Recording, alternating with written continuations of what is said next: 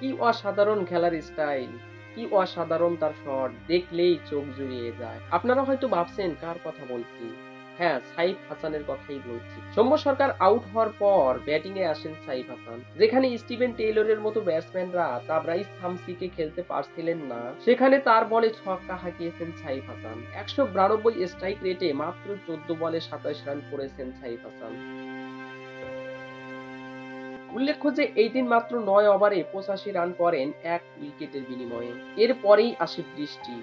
তারপরেই ডিএলএস মেথডে ১১১ রানের টার্গেট দাঁড়ায় পাকিস্তানি লাহোর কালান্দার্সের। জবাবে ব্যাট করতে নেমে শুরুতেই হোঁচট খায় মাহদী হাসানের ঘূর্ণিতে। প্রথম ওভারেই তুলে নেন মূল্যবান ৩টি উইকেট। তারপর ব্যাটসম্যান ঘুরে দাঁড়ালেও সোজা হয়ে উঠতে পারেনি। সর্বশেষে ২৩ রানে জয় পায় রংপুর রাইডার্স। আর এই জয়ের সুবাদেই প্রথম ফ্র্যাঞ্চাইজি হিসেবে বিশ্বের বুকে ফাইনাল খেলবে বাংলাদেশের রংপুর রাইডার্স। তো সুপ্রিয় দর্শক, ফাইনাল নিতে পারবে তো রংপুর রাইডার্স? কি মনে হয় আপনাদের? তা অবশ্যই জানাবেন আমার কমেন্ট সেকশনে। ধন্যবাদ।